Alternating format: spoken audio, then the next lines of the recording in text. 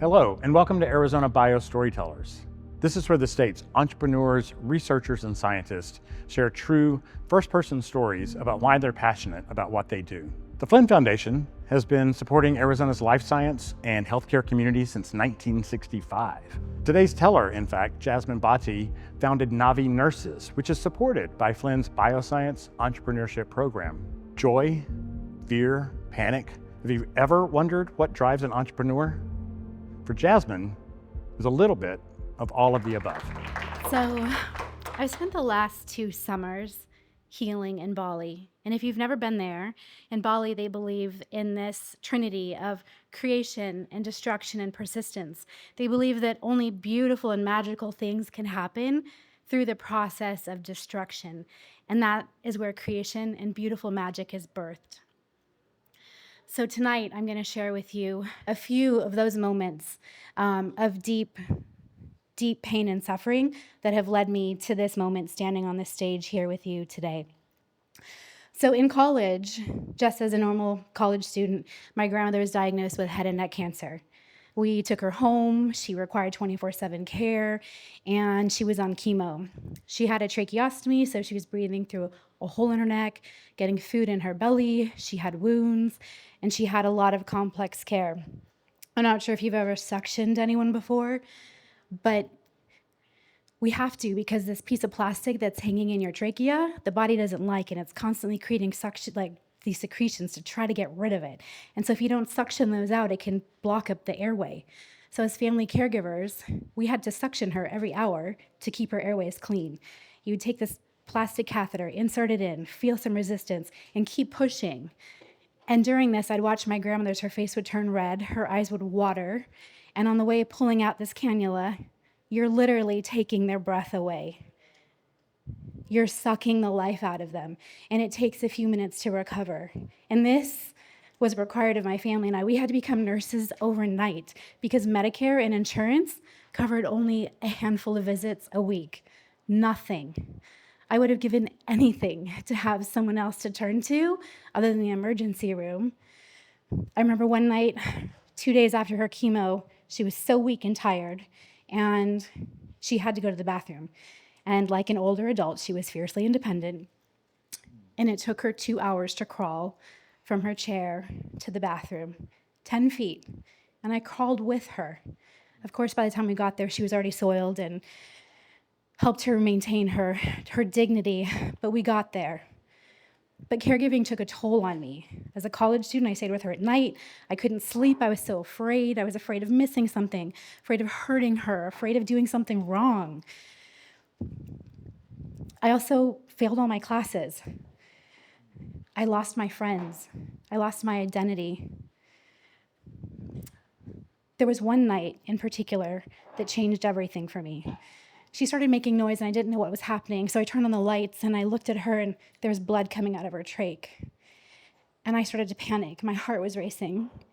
And I called 911. And the person on the other side said, "What's your address?" And I said, "I don't know." I couldn't even remember the address. I was so terrified. They had to walk me through finding a piece of mail in the home so I could tell them where they could come and find us. And when they finally got there, the paramedics looked at me and said, "You know more than we do. You have to ride with us in the ambulance." I remember thinking, like, you're supposed to be helping me, but I have to do this on my own. So that hospitalization ended up turning into her last hospitalization. Just a few days later, we transitioned her to hospice, just a few steps away from the hospital.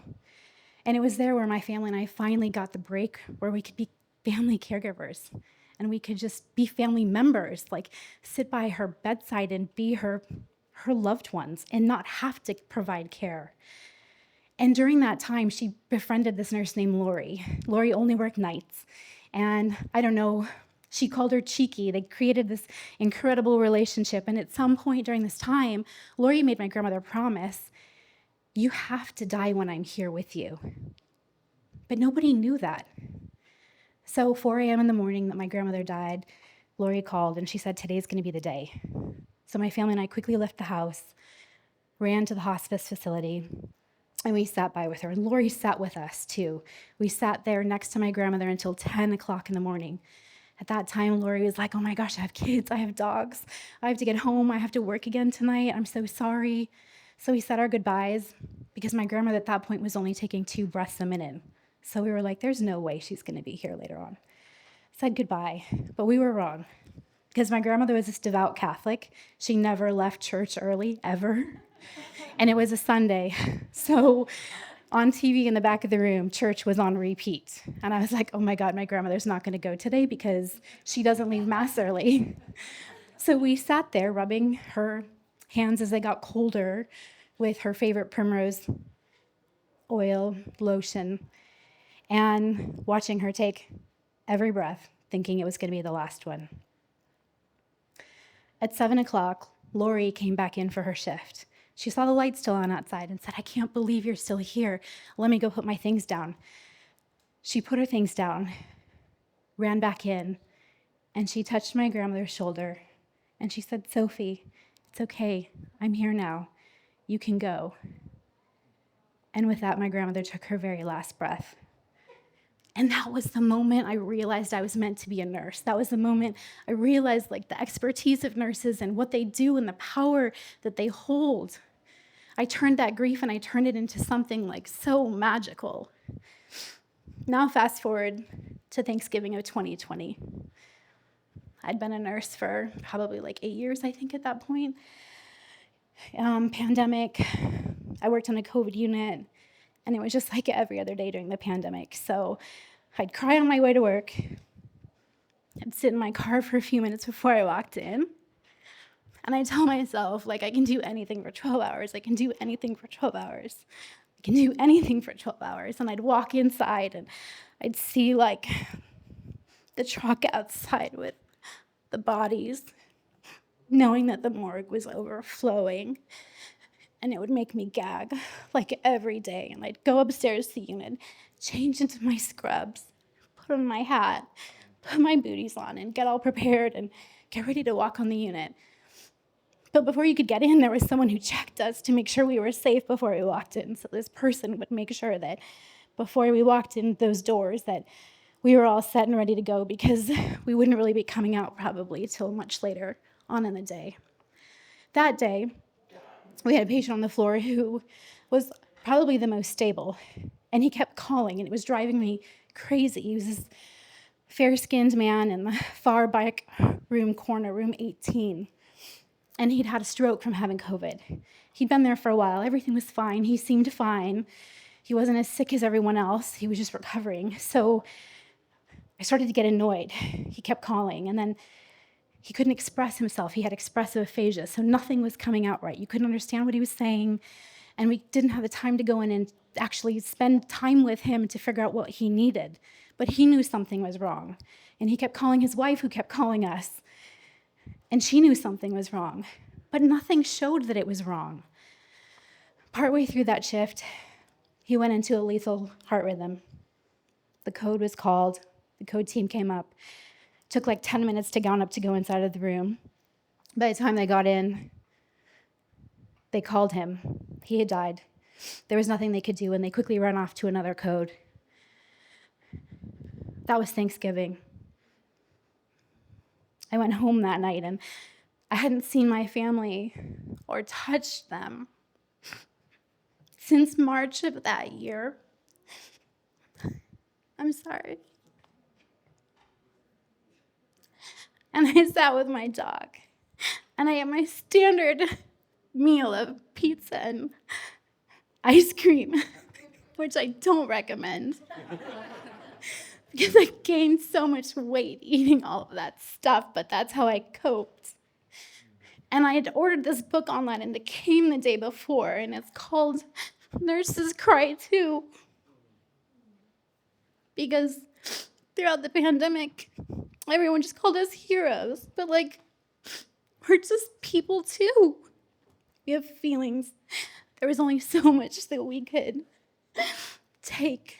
And it was that day that I was like, I can't do this anymore. Like, as a human, like, I can't be around this suffering and death anymore. And it was that day that I said, I've had this idea. I've seen people that need more help.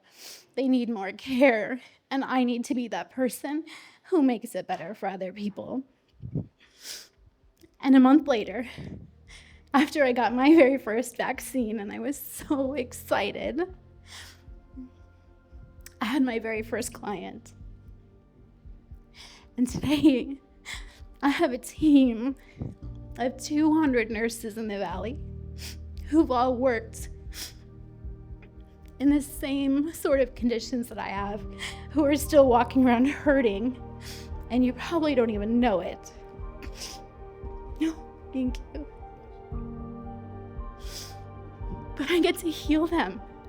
We provided almost 30,000 hours of care just this year alone to people, letting them have the best quality of life possible. We're building technology, and I'm doing it, like building it. And honestly, I think if I hadn't gone through this pain, this suffering, all of this, I would have stayed content. I would have stayed comfy in my job, and working in a world-class institution, growing in my career, doing what I want. But it was all of these things together that led me to become a nurse. It led me to realize the problems that exist in healthcare, both as a caregiver and also as a nurse. And so I think back to Bali, and I think about this idea, how every single soul has conspired for me to be here. My grandmother, that man in room 18, and they're why I'm here, and they're why I'm building this magic. Thank you.